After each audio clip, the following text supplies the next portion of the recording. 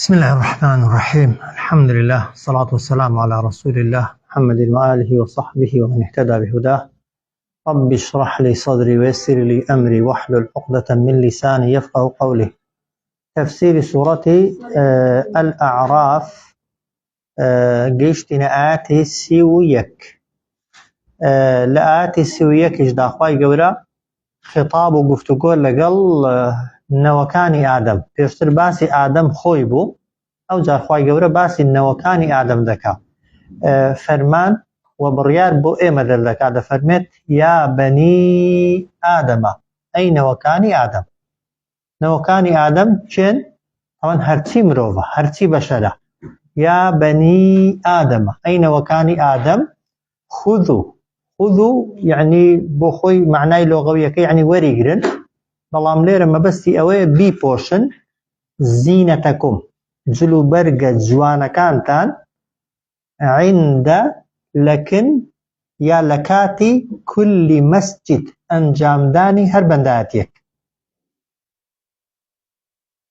پاشان دەفەرمێ وەکولو بخۆن وەشڕەبوو بخۆنەوە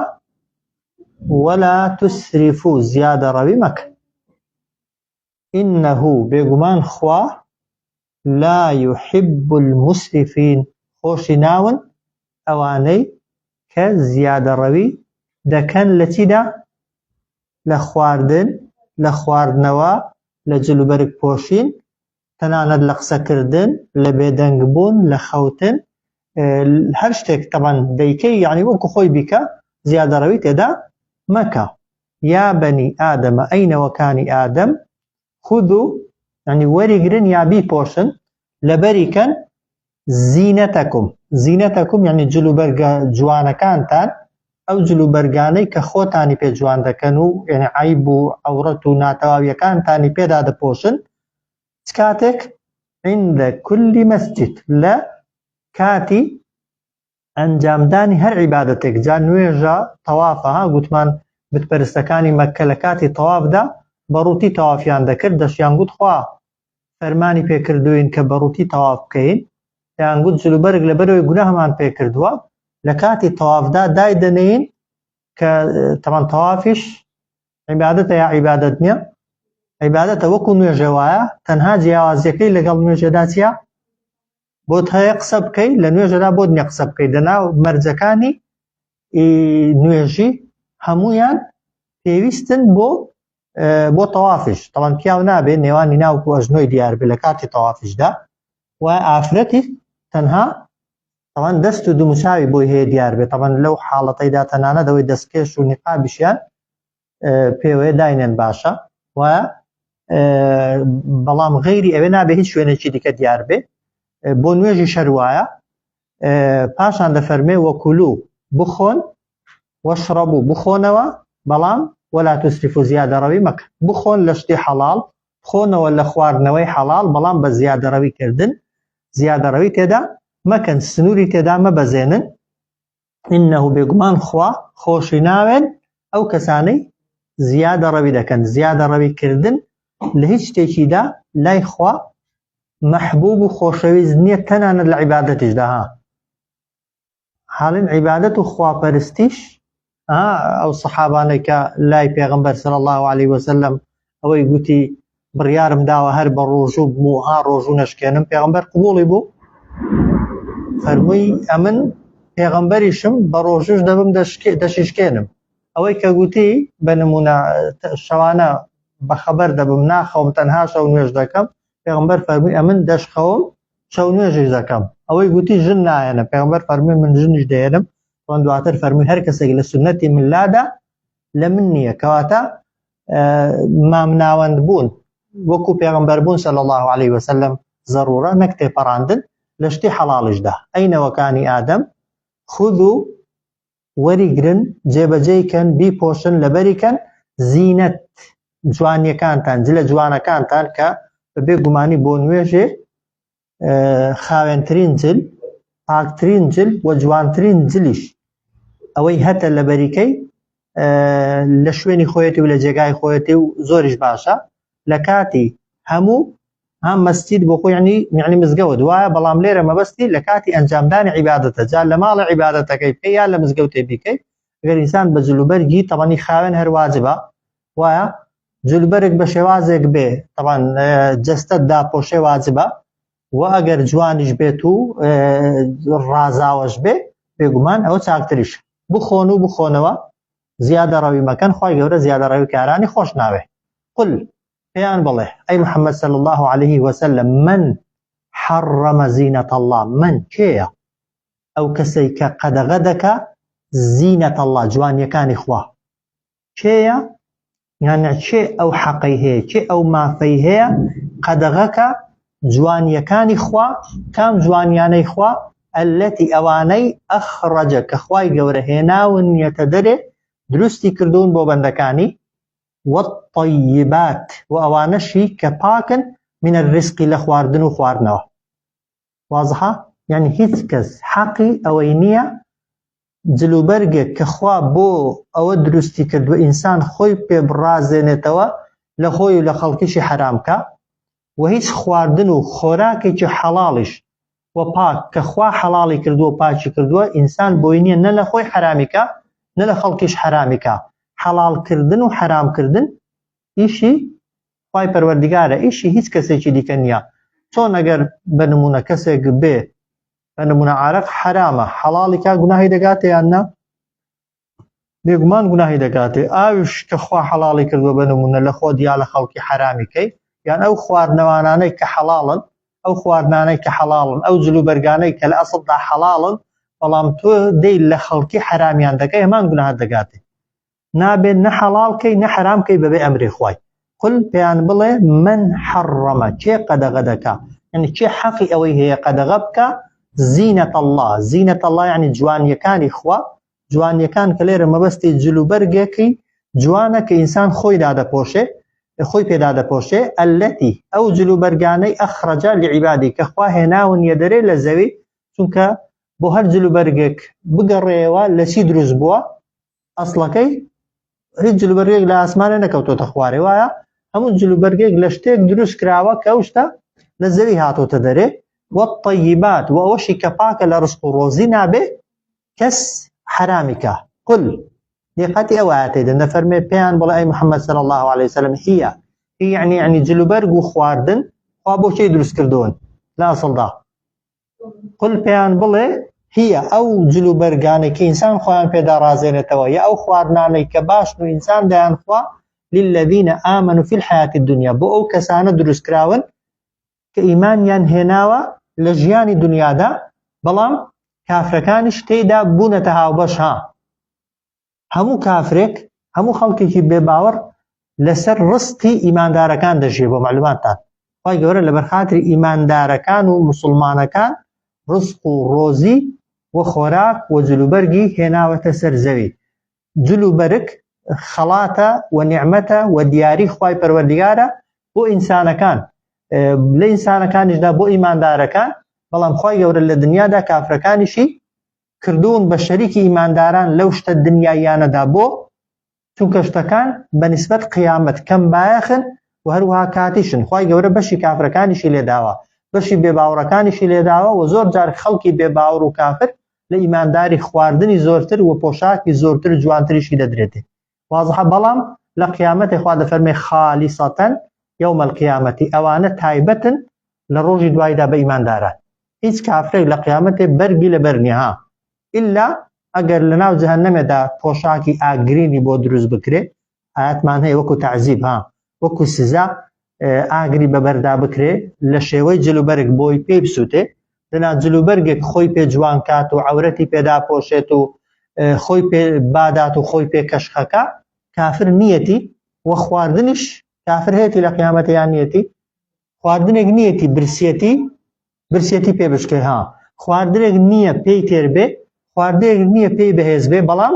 زەقومی لێیە مەسەلەن کێم و زوخاوی لێیە حەمیمی لێیە کە خوای گەورە وەکو تعزیب وەکو سزا دەرخواردیان دەدا شکڵەکەی ناوەکەی خواردنە دەنا خواردن نییە جا خوات فەرمێ کەذالکە هەر بەم شێوەیە نفصل الآيات ڕوون دەکەینەوە الآيات ها بەڵگە و نیشانەکان بەڵام بۆشێ لقوم يعلمون بۆ کەسانێک کە لە شت تێبگەن و لە شت حاڵی ببن و ڕاستیەکان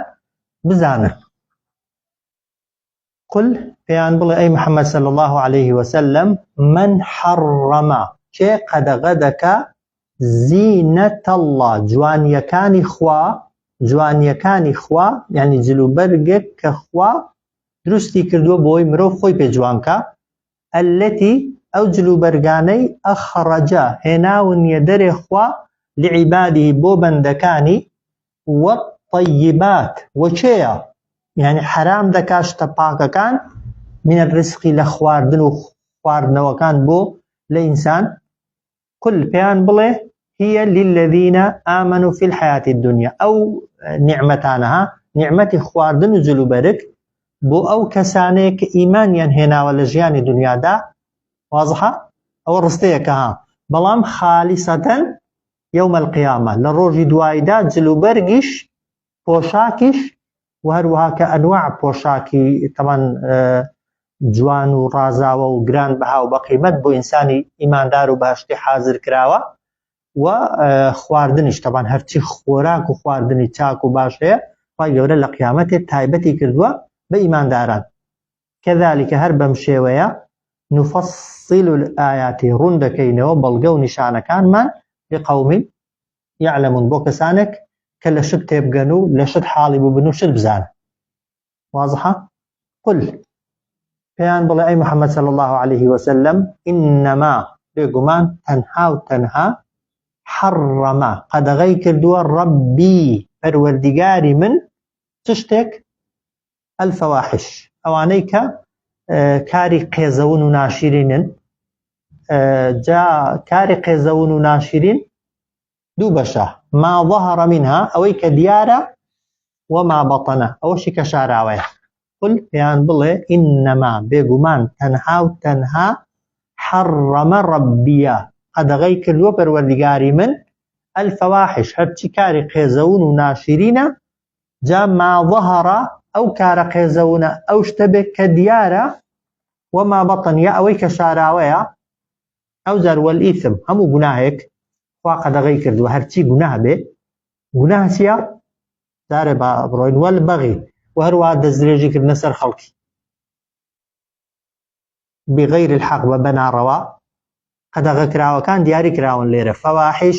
دیار بێ یان نادیار بێ خوا قەدەغەی کردووە وایە هەموو جۆرە گوناهێک بچکە بێ یا گەورە خوا قەدەغەی کردووە. وەلبەغی دەستدرێژیکردنە سەر حەقی بەرامبەرت ها زوڵم لە بەرامبەرت کەی ماڵی داگیرکەی لێی دەی ستەمی لێ بکەی ئەزیەتی دەی باسیکەی بار جۆرێک لە جۆرەکان سزادان و ئەزیەتدانی بەرامبەر بەناڕەوا قەدەغەیە. چی کەش قەدەغەیە؟ وأن تشركوا بالله وأوا كهاوبش برياردن بوخوا وأن تشركوا بالله يعني قەدەغەی کردووە كان الشريك هاوبش بوخوا ما شتێک یا شتانێک لم ينزل به سلطانا كني ناردو تخوار خوا لسري هیچ بەڵگەیەک. چیتە خوای گەورە قەدەغەی کردووە؟ وأن تقولوا وأوا كقسبكن على الله بناوي خواوە ما لا تعلمون لەو شتانەدا کە زانیاریتان لەسەری نییە. واضحە؟ چەند قەدەغە کراوی تێدایە؟ ئیمان تەماشا دەکەی. قل إنما حرم پێیان بڵێ بەبێ گومانی تەنها و تەنها خوا چی قەدەغە کردووە؟ حرمە ڕەبی قەدەغەی کردووە پەروەردیگاری من ئەنی قەدەغە کراوەکان دەکرێ بڵێن بەس ئەوەندانەنها هەموو قەدەغە کراوەکان لەو ئاەتەیدا کۆکراونەتەوە غەیری ئەوانە هیچ شتێکی دیکە بۆ دێن لە هیچ کەسێکی دیکە حرامیکەی. ئەوەی قەدەغە و حرامە کاری قێزەون و ناشرینە بە تایبەتی فاحیشە مەبەستی ئەو تاوانانەیە کە پەیوەندیان بەلایانی جنسی و ناموسی مرۆڤ و ئینسانەکانەوە هەیە. جا ما ظهر منها ئەوەی دیار بێت و نادیار بێ. عەرەبەکان داوێن پیس و زینایان تەنها کاتێک پێ خراپ بوو کە لە پێشچاوی خەڵکی کرابایە. ئەگەر ژن و پیاوێک بەدزی ڕێککەوتبانە کەس پێی نەزانیبانە پێیان وابوو ئەسڵەن گوناهیشیان نەکردووە. بەڵام کاری قێزەون و کاری ناشرین تاوان و خراپە لای خوا دیار بێ و یا نادیار بێ هەر حرامە. ما ظهر منها ئەوەی دیارە وما بەطەن ئەوەشی شاراوەیە دوهم شت کە خوا قەدەغەی کردووە بریتە لە چی؟ والئیثم گوناه یعنی هەموو زۆرە گوناهێک طبعاً جا پەیوەندی بە لانی ناموسەوە بێت یان گچکە بێ یان گەورە بێ بەغی یعنی دەستدرێژیکردنە سەر خەڵکی زوڵمکردن لە خەڵکی بغەیری الحەق بە ناڕەوا ئەو جا شتێکی دیکە وەئەن توشریکوا بالله حرامی کردووە کە بکەنە شەریک و هاوبەش بۆ خوا لە پەرستش و بەندایەتیدا ما شتێک کە لەم یونەزیل به سولتانن کە نەیناردوتە خوارێ خوا لەسەری هیچ بەڵگەیەک طبعاً هیچ بەڵگەیەکمان نییە هیچ مەخلووقێک لە هیچ ئیشێکدا شەریکی خوای بوو بێ وایە هیچ کامێک لەو شتانەی بۆ تۆ کراون و دراون بە تۆ کەس هاوبەشی خوای کردووە تێیدا تەمەنت ڕزقت ژیانت دنیات قیامەتت ئەوەی هەتە چێ پەیداوی خوا مادام خوا بەتەنێ پەیداوی دەبێت بەندایەتی و پەرستشیدا خوا بەتەنێ بێ وان تەقولوا و هەروەها حرامیشی کردووە ئێوە قسە بکەن على الله بەناوی خواوە ما لا تعلمون لە شتێکدا کە زانیاریتان لەسەری نییە ئەو بۆ دین و دنیاش دەگرێتەوە ها بابەتی دینی پرسیارێکت لێ دەکرێ نایزانی دەبێ بڵێ چی؟ دەبڵێ نایزانم ئەدەی بۆ شتی دنیایی بۆش بە هەمان شێوە ها شتێکی بەسیتت لێ دەپرسن ئەگەر تایبەتمەندی تۆ نییە وەلەی نازانی لە خۆڕا نابێ وەڵام دەیەوە قسەکردن بە ناوی خواوە لە شتێکدا کە زانیاریت لەسەری نییە جا بە ناوی خواشەوە نەبێ هەر نابێ ئەوە نەگە قسەی تێدا بکەی و پاڵی دێ لای خوای گەورە هەر زۆر خەتەرتر و خراپتر تەواوە قل إنما حرم ربي الفواحش پێیان بڵێ ئەی محەممەد صلی الله عليه وسلم بێگومان پەروەردیگاری من قەدەغەی کردووە لەسەرتان هەرچی کاری قێزەون و ناشیرن هەیە ئەوەی دیارە و ئەوەی نادیارە و هەموو جۆرە گوناهێکی قەدەغە کردووە و هەروەها قەدەغەی کردووە دەستدرێژی بکەنە سەری یەکتری بە ناڕەوا و قەدەغەی کردووە بکەنە هاوبەش و شەریک بۆ خوا شتانێک کە خوای گەورە هیچ بەڵگەیەکی لەسەر نەناردوونەتە خوارێ و هەروەها قەدەغەی کردووە پەروەردیگارم کە قسە بکەن بە ناوی خواوە لە بابەتێکدا لە شتێکدا کە زانیاریتان لەسەری نییە زانیاریت لەسەری نەبوو بڵێ نایزانم تەواو ئیشەکەی خۆت جێبەجێ کردووە ئەو جا خوا دەفەرمێ وەلیکولی ئومەتین ئەجەل بۆ هەر گەل و نەتەوەیەک خوای گەورە ماوەیەکی دیاری کردووە وەلیکولی ئومەتین بۆ هەر گەل و نەتەوەیەک خوای گەورە ماوەیەکی داناوە ماوەیەکی داناوە بژگێ وایە و کاتیشی بۆ داناوە لە ناوی ببە جا فەئیدا جاء ئەجەلوهم ئەگەر هات ئەو ماوەیە کە بۆیان دانراوە لا يستأخرون دواناخرين لو كانت دياري كراوي خويا ساعة يعني يك تركش يك ثانية يك ماوي كمش نكس شزدق يعني ها ساعات يعني تركا ماوا مسافة كمش ولا يستقدمون فيش جناخر ها چونك إنساني بباور عادة كسزادة داوي سدكا داوي تاخير بون دكا ويا تاخيري دكا خوا نخير اگر نه کافرەکان بێمنەتیان دەردەبڕی داگوت دەی ئەگەر پێغەمبەری و ئەگەر ڕاست دەکەی بخوا بە ئەوەمان لێ بکات و ئاوامان لێ بکە خوا بە قسەی وان نەپێشی دەخا نەدواشی دەخا وەلیکولی ئومەتین ئەجەل دیاری کراوە بۆ هەر گەل و نەتەوە و تەنانەت دەتوانێت بڵێن شەخصێکیش ماوەیەکی دیاری کراوە هەر هەمومان ئەوەی گیان لەبەرە و ڕوح لەبەرە خوای گەورە ئەندازەیەکی دیاری کراوی بۆ داناوە تێیدا بژیێ و کاتێکیشی بۆ داناوە تێیدا بمرێت دواتر تێیدا زیندوو بێتەوە و کاتێکیش بۆ محاسەبەکردن و لێپرسینەوە هەموو گەل و نەتەوە و شەخص و کەسێک کاتێکی دیاری کراوی هەیە فەئیدا جاء ئەجەلوهم ئەگەر هات کاتی دیاری کراویان لا يستأخرون دواناخرێن لەو کاتە دیاری کراوەی خۆیان یەک ماوەی کەمیش ولا يستقدمون پێشیش ناخرێ بۆیان ئەو سزایە ئەو ماوەی کە بۆیان دانراوە ئەو زارخوا دەفەرمێت یا بەنی ئادەمە ئەینەوەکانی ئادەم ئەینەوەکانی ئادەمەوە سەر بۆ ئێمەیە ئیما یەئتیەنەکم ڕوسول منکم ئەنی بێگومان دێ بۆ ئێوە چەندان پێغەمبەر لە خۆت ئەینەوەکانی ئادەم ئیما یەئتیەنەکم بێگومان بن دێ بۆتان چەندان پێغەمبەر لە چێ لە خۆتان چ دەکەنە پێغەمبەرانە يقصون عليكم آياتي دخوينوا دجيرنوا بسرتان دا نشانكاني من واضحة يا ساكتونا فمن اتقى هر كسي خوباريزي كر بقصي پیغمبران او جار وأصلح يعني تي يعني چاك سازي كر خوي چاك كردو هولي چاك كردني خلقي شيدا فلا خوف عليهم او كسا كدمره هیچ ترسێکی لەسەر نییە ئەو جۆرە کەسانە ولا هم يحزنون و هیچ خەفەتێکیش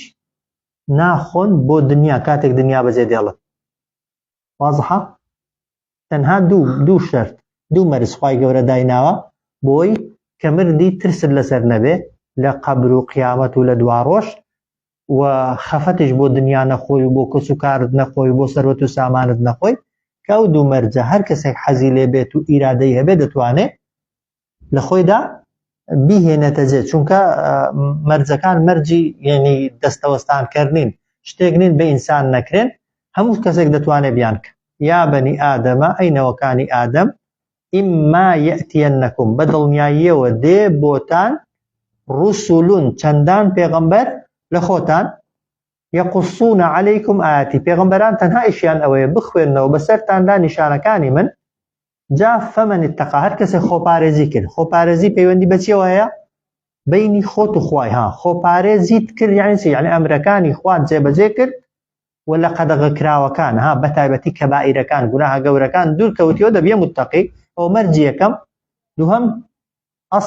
ئەصلح عادەتەن یعنی هەوڵی چاکسازیدا ها بۆ کە بۆ خۆت متەقی و بە خۆت لە خوا ترسی ئیشت تەواو نابێ ها ئەو کەسەی دەبێتە متەقی دەبێتە لە خوا ترس دەبێتە خۆپارێز ئەمری خوا جێبەجێ دەکا گوناه ناکا دەبێت چی بکە دەبێت هەوڵی ئەوەشدا خەڵکیش وەکو خۆی لێ بکە ها خەڵکیش وەکو خۆی پابەند کا بە واجبات وەکو خۆی لێ بکە لەوەی کە منکەر و گوناهی گەورە و کەبائیر ناکا ئەوجا دەبێ مصلح ها ئەو کاتە فەلا خوف عەلەیهم ترسی لەسەر نییە و خەفەتیش ناخۆت بۆیە ئینسان تەنها لە خۆی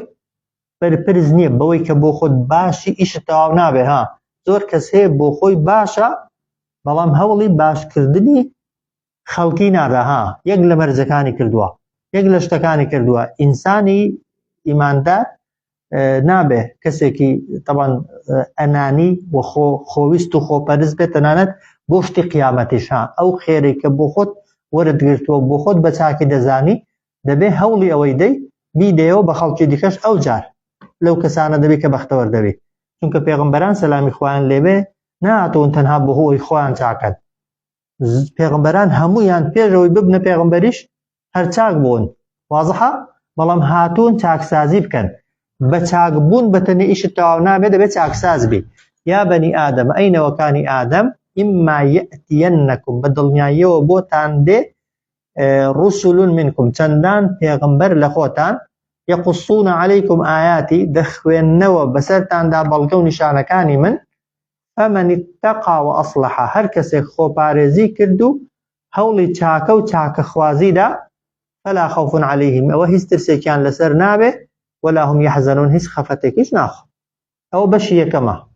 ئەوە کە بە دوای پێغەمبەران دەکەون و لە قیامەتەش دەست لەگەڵ پێغەمبەران و پێغەمبەران شەفاعەتکار و شاهید و یارمەتی دەریان دەبن والذین کەذەبوا بآیاتنا ئەوانەیشی کە بە درۆی دەزانن نیشانەکانی ئێمە ئەوە یەک پاشان وەستەکبەڕوا عنها خۆیان بە گەورە دەگرن لە بەرامبەر نیشانەکاندا لە بەرامبەر بەڵگەکاندا ئولائیکە ئەوانە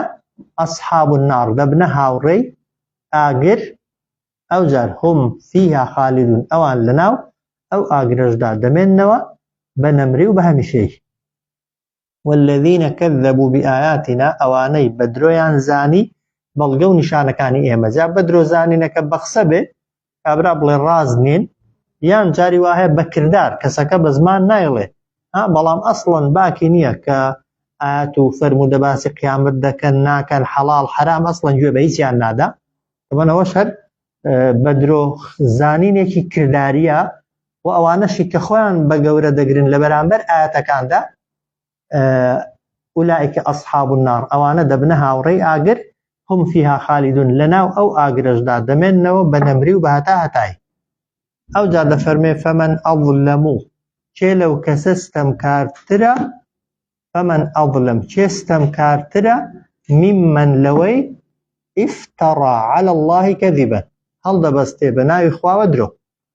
فمن أظلم چێستم کارترە ممن لەو کەسەی افترى هەڵدەبەستەیە هەڵی بەستووە على الله كذبا بە ناوی خواوە درۆ ئەوە یەک ئەنستەم کارترین زاڵمترین کەسێکە کە ئەو کەسەیە درۆ بە ناوی خواوە بکاوە یەک دووهەم ئەو كذب بآياته یان بە درۆ بزانێ نیشانەکانی خوا کەسێک قسەیەکی بکات ئی خۆی بێت و پاڵی داتە لای خوا ئەو گەورەترین تاوانە گەورەترین ستەمە یان خوا قسەیەکی بۆ کردووی ئاەتێک و فەرمودەیەکی خوات پێگەیشتووە تۆ باوەڕی پێ ناکەی خوا دەفەرمێ ئولائیکە ئەوانە ينالهم توشیان دەبێت نصیب من الكتاب بەشی خۆیان لەوەی بۆیان نووسراوە یعنی چی جارێ با تەواو بکەین چێ لەو کەسە ستەمکارترە تەمان ئەو ئیستیفامە پێدەوترێ ئیستیفام ئینکاری یعنی هیچ کەس لەو کەسە ستەمکارتر نییە کە هەڵدەبەستێ بە ناوی خواوە درۆ یان بە درۆ دەزانێ بەڵگە و نیشانەکانی خوا ئولائیکە ئەوانە ينالهم توشیان دەبێ نصیبهم بەشی خۆیان لەوەی کە بۆیان نووسراوە حتى إذا جاءتهم رسلنا يعني هر بردوام دەبن لە ژیان هەتا ئەو کاتەی بۆیان دێت نێردراوانی ئێمە مەبەستی لێرە مەلایکەتەکانە ها فریشتەکانی ڕوحکێشانە نەک پێغەمبەران ها وشەی ڕوسول لەسەرێ مەبەستی پێغەمبەرە بەڵام لێرە مەبەستی مەلایکەتەکانە حتى إذا جاءتهم هەتا ئەو کاتەی دێ بۆیان